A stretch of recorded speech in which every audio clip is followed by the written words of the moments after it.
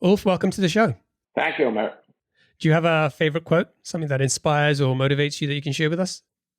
Of course. What I always have said is that don't build a company to become rich. Build a company that does actually good, and the money will follow. Nice quote. I like that. So tell us about Howwe. What does the product do? Who's it for? And what's the main problem you're helping to solve? I have to explain a little bit how it works in a mid-size and large company. I think otherwise it will be quite boring to follow this pod. So in a mid-size or big company, you have something called operational or day-to-day. That is very much what each department is working with. That is with what the employees are working with. That's typical what you're paid for, and that's typical what you're doing day after day. The strategical is something that the board or the CEO has decided as very, very important, maybe most important for the company. And the problem with strategic is that it's coming on top of what managers or employees already are doing in order to improve the company tomorrow, today. So as an example, if we look into the operational, you have financial applications for the CFO. You have maybe a CRM application for the head of sales and the sales department, the marketing department. It's very common that IT is using Jira, and it's also very common that the head of HR is using an application which is business critical. And it's also common based on increased demand of cross-functional integration that more and more companies are using workflow or OKR type of applications in order to share data. And those type of applications is not helping the CEO and the board to make strategic improvements. And strategic improvements are normally generating much more revenue and profit than just trying to improve the operational. For example, a strategic improvement could be that we have to do more merger and acquisitions. We have to increase profit dramatically, or we have to become much more sustainable faster in order to improve the reputation and the valuation of our company. It normally includes, on a high level, several cross-functional, very important initiatives, which could be new services or new products or new regions or markets. So in order to summarize this, it's important to understand the day-to-day type of business where we have got so many applications the last 20 years versus the strategic where you normally have a CEO talking on a kickoff or using slides, PowerPoint slides, or maybe using Excel in order to follow up something where it's actually don't exist so many applications today to help the CEO to accelerate whatever needs to happen for this company, what they are focusing on as most important for the next coming 12 months, for example. So our product means that it creates a digital application where the CEO could prioritize and also decide what we as a company must focus on and how we, even if we are in different departments, how we could work together in a better way in order to accelerate, for example, increased profit or those new markets. So the business case is normally a shortened timeline from that the CEO decides what's most important until this is aligned. All managers and employees understand what they should focus on how they could help the company to become better. And then also how fast all different managers and employees could start to do more correct activities that supports the initiatives that support this increased revenue and profit according to the strategy. Got it. Okay. So I'll try to summarize it in terms of my understanding. Within mid-size enterprise organizations, you have line of businesses or functional leaders, sales, finance, whatever. They've got their own apps, whether that's a CRM or whatever, and that helps them operationally run their areas. But typically a CEO, when they're trying to develop a new strategy or roll out a new strategy are doing that more in a manual way, and there's no way to sort of easily connect the dots and help with the execution of that strategy. So Howwe is almost kind of like this umbrella app that sits across the organization and helps the CEO to implement that strategy alongside what all these different kind of leaders are doing in their respective areas. Is that kind of the right way to think about it? That's correct. And if I could give you a couple of examples just to get a better understanding. Yeah. So let's say that the strategy is done, because when the strategy is done, it's typical financial goals. It's some sort of timeline until those goals should be reached. And it's normally a small change or adjustment of the company's position. When that is done, then those goals are not understandable and actionable for all different people in the organization. So that, for example, you can't wake up in the morning and think, okay, this day I'm going to take market shares from our competitors. So a digital application very much helps the CEO to make those goals actionable, and also to that all managers and employees understand what's in it for me and what's the how that the product could help me with in order to do also the strategic activities, not just the day-to-day activities. Okay, got it. I think it might be worthwhile making one distinction here, because as you were describing that, I started to think, well, a CEO might have like some kind of app that they use for roadmaps and OKRs and things like that. Can you just, and if for somebody who's maybe kind of thinking in a similar way, can you just explain how he is different to those types of apps? Yes, I give you a couple of examples. First, you could always, build and adjust something that it works like our application. But if you look into companies today, they have OKR, they have workflow applications and so on. And when the CEO has to change something or adjust based on a disruption, that something happens on the market or internally, which means that the plan the CEO decided until the organization change, it normally takes quarters, sometimes years. But if you have a digital application or our application, for example, it takes maximum 2 weeks until from that the CEO have adjusted the plan until all managers and employees knows what they should focus on a little bit more and what they should focus on a little bit less. So if you take the other applications which are out there, which is very much the generation before us, they don't include what we call business support. Business support means that if you're a manager within HR or a manager within IT or a manager within sales, you could go to our application to a library, and there you could get, okay, what's the goals I should focus on? What's the key activities I should focus on first? And we have added AI, first automated intelligence, and now AI, which helps the organization to improve in the same direction. I think with other tools, you could become better per department, but it's no way for the company to make sure that everyone is improving in the same direction. So if you take AI, for example, that every person, every role could use AI in order to improve. But how do we make sure that everyone is improving in the same direction? So we are not just improving in different directions. So our product is more helping the CEO with the focus. So people know what should we focus on right now? What should we focus on maybe the next quarter and next year? Because it's when you get further down in organization, it's very common that everything is important. You have too much data, you have too much different type of processes and too many applications. So what an organization needs is actually a more simple way to do the strategy execution.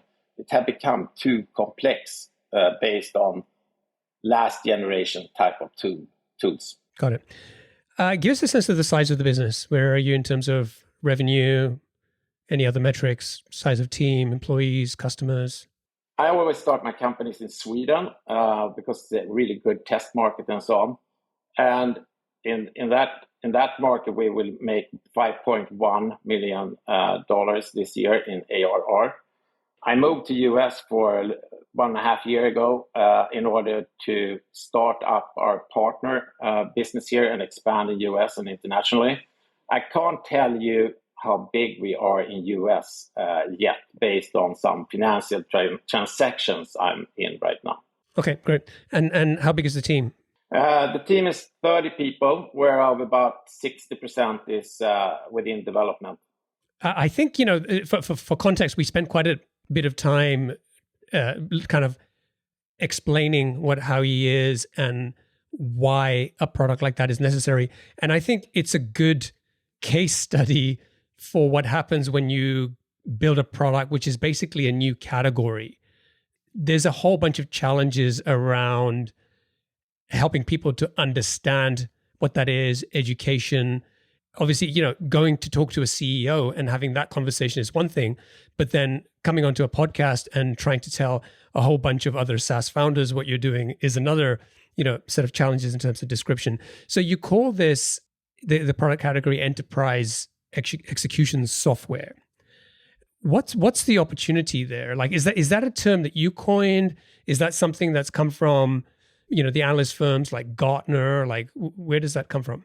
You're absolutely so right when you say that you are first within something new. It is very difficult. And this is my third time I'm starting with a product within an area that didn't exist before. But you have an area called strategy execution before. The difference here is that this is a business application for companies when the strategy execution is business critical. And business critical means that this is more to compare with a CRM application for the sales and marketing department. And if you're talking about size, when the CEO is buying our product, he needs to buy it also for all managers and all employees. So all installations we have so far is normally 10 times larger than that customer is paying for the CRM system, because the organization for the CEO is, of course, the whole company instead of just one department. So the business was founded in 2012. Is that right? 12, yeah. Where did the idea come from? The idea I was thinking about it several years. I've seen so many strategies, and the strategy is normally 50% about the today's situation, a lot of facts, normally very interesting. And then it's about 30% about what we should change to and what we as a company has to become. And then it's normally 0% about how. And then it's the KPIs, which KPIs do we need to improve or strategic initiatives in order to increase revenue and profit according to this 2 years plan or 3 years plan or whatever it is. And when I saw this, I saw that after that, it didn't exist an application in order to accelerate the strategy execution. So the only thing which existed when we started this company, and that is very much the same today, is that people are using nothing. They're working analog or PowerPoint or Excel. For example, they're not using one OKR application from the CEO all the way down to all employees, and they are not able to measure the acceleration from each employee and manager up to, and connect that up to improved revenue and profit. So it's about 2 or 3% of all CEOs today using an execution application when the strategy execution is business critical. Okay, so when you started the company in 2012, it started out as a services business, and you launched the first version of the SaaS product about 7 years later, around 2019. So just give us an overview of the services business. How large did that business get? And then what drove the transition from services to a product business for you? Right. Just to correct that, we started as a result as a service company. And the difference versus consulting is that we did the same thing, just better and better for each customer. And it's interesting because we were calling CEOs saying that we were selling increased revenue and profit, and we have a way to measure how the activities in the organization could be connected to improved revenues, because you don't want to wait maybe 1 or 2 years until you see if this is working. And we went from 0 to $5.1 million, which is very much what we are doing in Sweden this year, already 2015. And we did a lot of profit. And then when we started the company, we of course knew that we were going to be a product company, but we understood that we can't develop this product without working very, very close with CEOs and customers.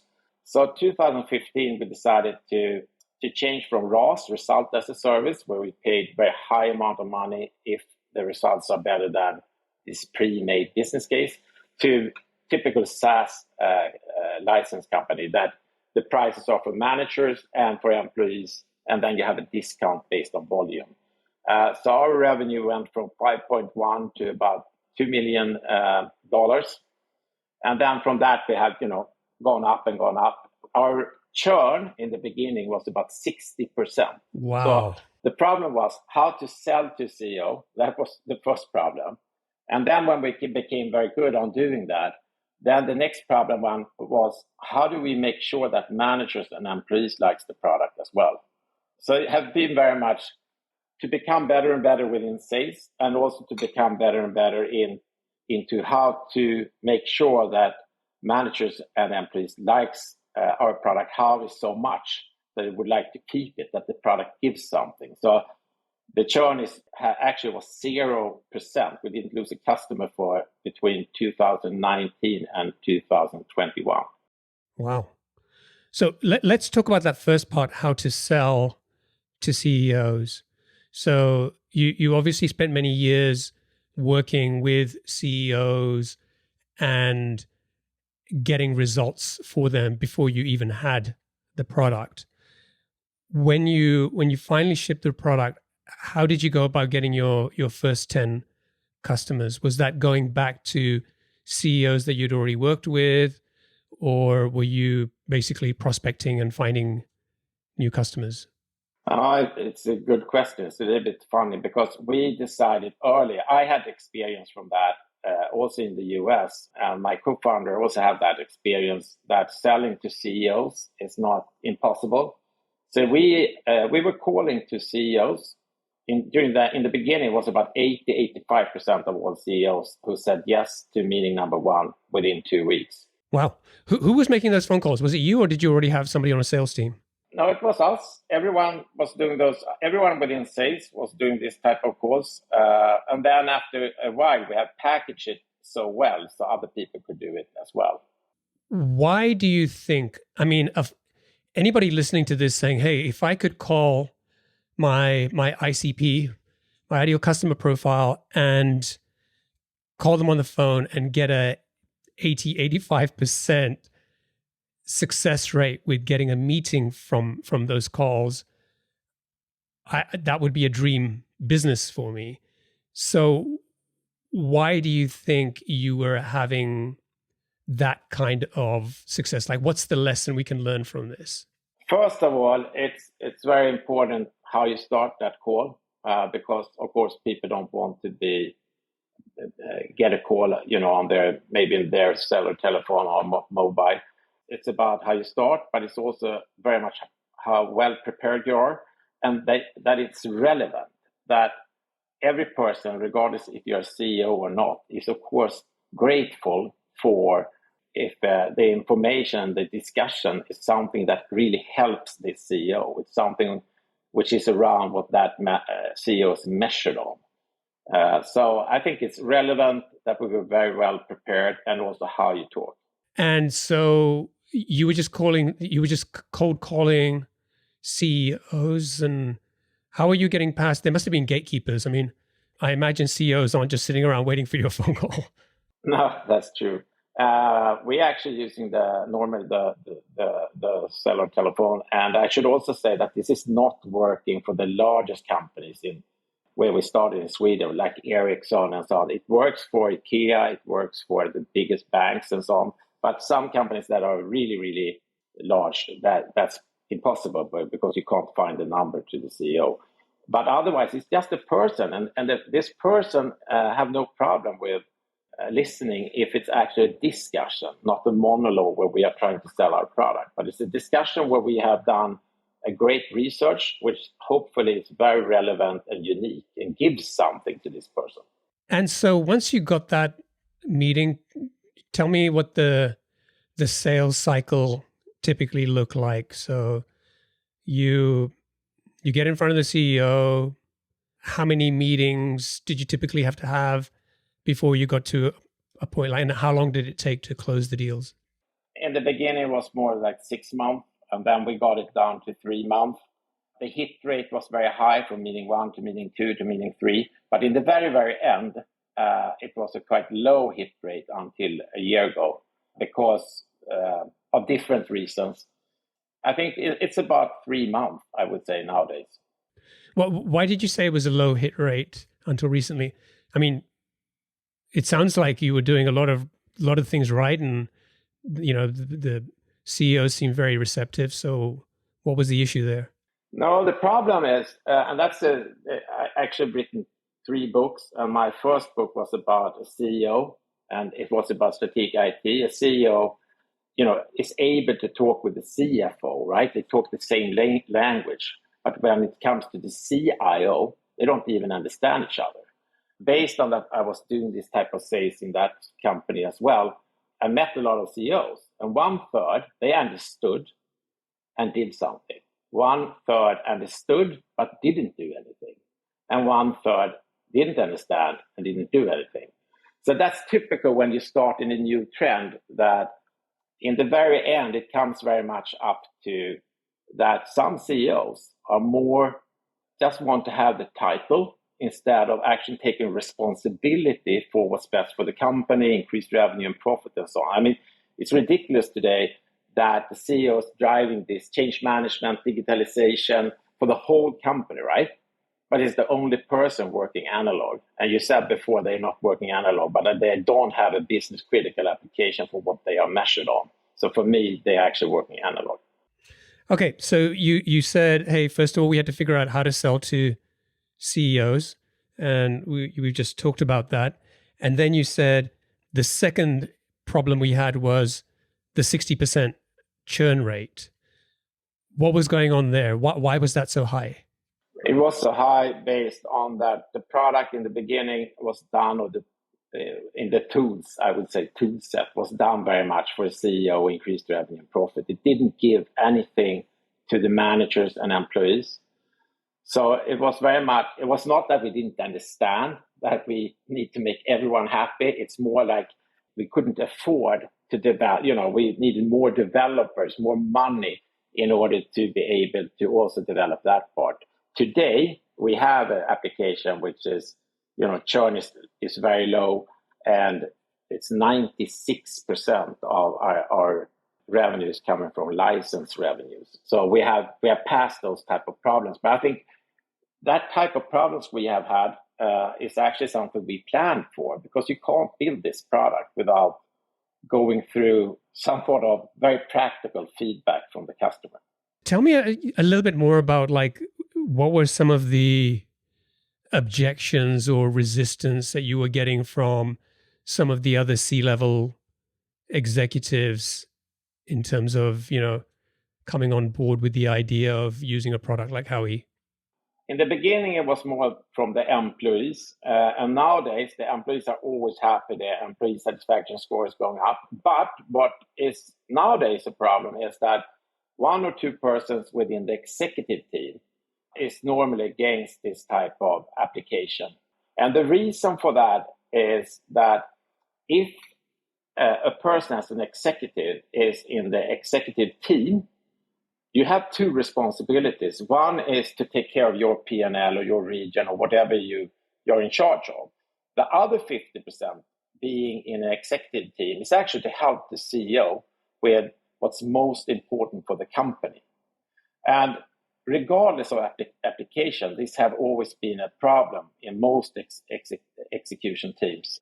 With this type of product, you change the power a little bit to what's most important for the whole company, according to what the board have decided, more than just being focused on one person's P&L or one person's region and so on. So it's not just the employees that needs to work together and focused. It's actually also the executives that needs to work better together, better cross-functional, and so on. So when you were facing those types of issues, what did you do to overcome them? When we started to sell to very large companies, we got new challenges and increased politics. And what we did then was to really sit down and see what we could do about it. And we came out with something called assessment, a new product from us, which came out in Q1 2022. And that took our sales hit rate from 6% to 17%. It's a test which is done with the CEO, where the CEO understands himself or herself that I can't continue to work as I have done the last 10 years. So it creates pull instead of having us talking about all the advantages with a digital application. And we do exactly the same after the CEO have decided and is positive. We do that with each executive as well. And what happened when they do this assessment test is then that they understand that we can't continue as before, because then the results will be as before when it comes to strategy execution. We have to change. And what have happened then is not just that have helped us in sales, it have also helped us to lower the churn. So the churn is almost zero again, based on that you get this power from the CEO and from each executive. So they are working together and they understand why this is so important. You mentioned earlier that, hey, initially the resistance was from the employees, but these days employee satisfaction is very high. How do you measure that? Is that something built into the product? Yes, we measure that, and that's very important. If you have 60% churn, as we had for a while, many years ago, but still, then you want to measure that. But the thing is that if you are using the last, a little bit older applications within OKR, workflow, or whatever you're using, or even Excel that some people are using, if you're going to a meeting every week, so you're the employee or you're a team leader or you're the CEO, and you have a meeting every week where you are actually taking commitments of activities, and you're also reporting the next week which activities you have done, that is very, very boring. But that's needed if you would like to be a more proactive company and accelerate what's most important. So the difference nowadays is that our product includes support for not only how to do these meetings, not only for me as an employee, how I could become better in personal goals or goals for my department, which key activities should I focus on. It also includes that you can see what financial impact does my team or myself have on this. So instead of just reporting activities, you could actually see how much the financial impact is. And what happens then is that the self-confidence within this team is improving, because very many people are going to a mid-sized or large company not really understanding how am I measured, am I doing a good job or a bad job, and so on. And to create a situation where it's a little bit more focused, you decrease time that is not needed, it's a little bit less stress, and you know if you're doing a good job or not a good job, helping the company to improve according to the strategy. That is something that is very positive. I think I read somewhere that with Howwe, you had customers, some customers experiencing like a 20x return on investment within the first year. And it kind of got me wondering, how do you measure that? Right? Because there seems to be like an attribution challenge there. Like, we had a great year. How much of it was because we had Howwe? How much of it was because other factors? So just tell me a little bit about that. Like, what kind of results have you been getting with clients? If there's anything else to add to that, what I just mentioned. And then secondly, how do you go about measuring that? It's a very common negative comment we get that, this is too good to be true. We should change what we are saying on our web and so on. But The truth is that the return on investment is between 8 and about 24, you said 25, but around there already the first 12 months. The reason for that is that it takes just month from the CEO have decided something until the whole organization is, on board. So it's a true top-down, bottom-up that people also buy into. It's not just told what to do. They understand why and they understand how they could contribute. So then you have normally about 10 months to week after week focus on what's most important when it comes not just to this day-to-day type of activities, but also to do the activities that are needed in what we call the strategic, to do that week after week today, not just postpone that. So that's why the business case becomes so high already the first 12 months. If you compare with other applications, you normally have to adjust them technically so they fit to the customer's environment, which takes calendar time. And you normally don't have this business support, or I don't know anyone else that have this business support. How do you get executives, managers, team leaders, and employees to understand what's in it for me? How could I contribute? That's only within our product. And then the resistance decrease, and that's why the organization could start to focus faster and also create the acceleration faster.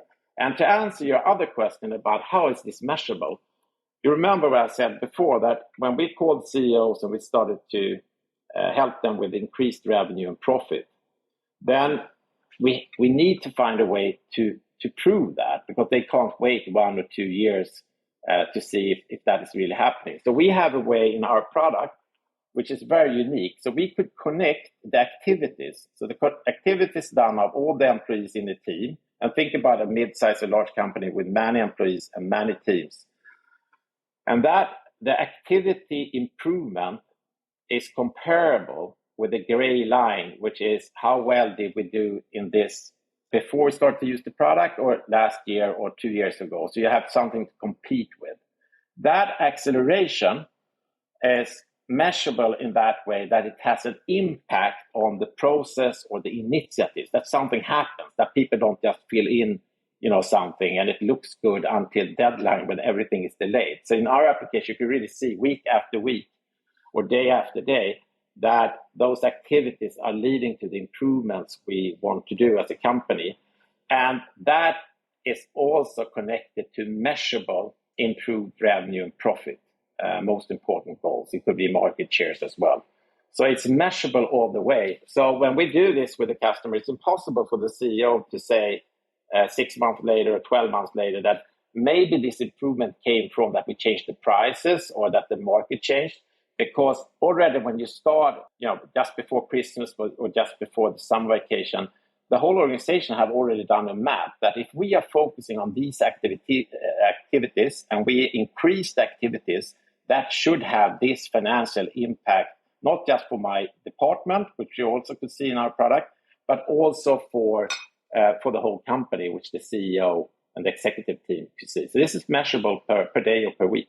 What are you seeing kind of competitively? Are you seeing new players entering this space? Are you it seems to be one of those things that, like I said, like enterprise execution software, I'd never heard of it. I had to, go and do my own homework to educate myself. But it seems to me that this is the kind of application that every CEO should be using. So why aren't we seeing a lot more kind of talk and a lot more kind of companies kind of entering this space right now? Good question. Our number one competitor is actually the CEO in himself, because based on the behavior, and typically they are not used to use an application. They're used to delegate. They normally delegate too fast. So today you have two types of strategy executions. One is where the CEO is delegating too fast, and it becomes a massive consulting project with change management, digitalization, normally going on for 3 or 4 years. And the other one is very much complementary with what our product is doing, that you prioritize what's most important. What should we be successful with first? And what could we delay to start with in 1 year from now, 2 years from now? So you have to focus the whole organization. And that is actually changing right now as we speak rapidly. So according to analysts, it's 2 or 3% of all CEOs using a digital application today. But it's supposed to be one of the fastest growing markets. And the reason for that is that post-COVID, everything changed. Everything becomes more and more digital. So as a CEO, you're starting to feel more and more outside when you're not using a digital application. Secondly, is that the disruption, war, different interests, inflation, it's a lot of change going on in the market today versus just 5 or 6 years ago, which means that the CEO needs to adjust and make sure that the whole organization adjusts much, much faster than before. And the third is that Microsoft bought a company called Ally.io, and they are going to enter this market. So they will be the first established vendor, very much offering similar type of application to CEOs. You're going to have a little bit more competition shortly. Yeah, and let me tell you, my previous 2 companies have been very, very successful in the US and in the world. And when that competition comes, that's the best thing that could happen. So it's that will for sure help us. So if you ask me if I'm worried for something, I'm not worried for competition. I'm worried for that. No, I'm actually wrong, and the analysts are wrong as well. It will continue, that CEOs will continue to work without the digital application. They will continue to use PowerPoint and Excel or nothing. That's something I'm worried for. Why is that a good thing? Just explain that, because I think many early stage SaaS founders, when they start to see some bigger players entering the market, they think, "Oh man, I've got problems now." So why do you look at it a completely different way? The type of entrepreneur I am, everyone is different, but I have always started an application company or software which doesn't exist in the market.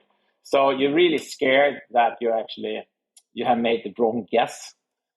So for me, for example, now when the analyst is saying what they are saying and Microsoft is entering this market, that makes me very, very happy. And what happened then when they are coming into the market is that we will lose more deals in percentage, but the number of deals, of possibilities, will increase not 100%. They will start to increase with 300, maybe 600% per year for many years. Then it could be a risk to stay as a small, maybe the best vendor in this space too long. After a while, you need to be really the number one, like Salesforce or someone.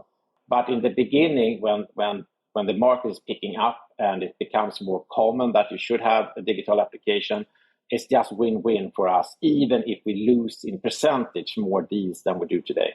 Yeah, because the pie starts to grow bigger. Yes, and you're starting to have, my last company, for example, was one of these global Fast 500, which means that we were one of 500 fastest growing companies in the world. And you can't really reach that if it's not also a very, very strong trend increasing rapidly, so to say, in the market. Great. Okay, we should wrap up. Let's get on to the lightning round. I've got 7 quick-fire questions for you. Just try to answer them as quickly as you can. Okay, what's the best piece of business advice you've ever received? It is actually to trust your business idea and stay to the strategy. What book would you recommend to our audience and why? I read a lot of management books, but I would say that it's actually Good to Great by Jim Collins. And then also the book Why from Simon Sinek. Those are the books that have made the biggest impression on me so far. Right. What's one attribute or characteristic in your mind of a successful founder? It is to be able to take your idea so it becomes understandable for more people within the organization. And also to be strong enough to trust those people that they could actually become better than you within whatever their responsibility is. But also combine that so you're so tough, so you keep your product or your company focused according to the strategy. What's your favorite personal productivity tool or habit? It's actually the computer. What do you mean? I mean, that sounds a little bit boring maybe, but I use the computer so much. I like it. That's your productivity tool. Right. What's a new or crazy business idea you'd love to pursue if you had the time? I would do something within charity. So I don't think it's more based on what I would like to do in the next round, so to say. What's an interesting or fun fact about you that most people don't know? I've been not one of the best, but at least played in the second highest league in hockey in Sweden. So that's something I'm proud of. Nice. And finally, what's one of your most important passions outside of your work? It's absolutely the family and skiing and sports. Wonderful. Ulf, thank you for joining me. It's been a pleasure kind of walking through the history of the business and some of the ups and downs and lessons that you've learned along the way. If people want to find out more about Howwe, they can go to Howwe, which is HOWWE.io. And if folks want to get in touch with you, what's the best place? How can they do that? Where do you hang out? It's Ulf, ULF Arnetz, ARNETZ, at Howwe, HOWWE.io, sorry. And Howwe stands for how we as a company could do better. Okay. That makes more sense. Howwe.io. Wonderful. Yes. Okay. Well, thank you so much for joining me. Thanks again for taking the time to share your story and some of the lessons that you've learned along the way with our audience. And I wish you and the team the best of success. Thank you, Omer, and thank you for a good pod. I actually listened to some quite many of your pods. Oh, so I like them. That's awesome. Pretty good. Thank you so much. All the best. Cheers.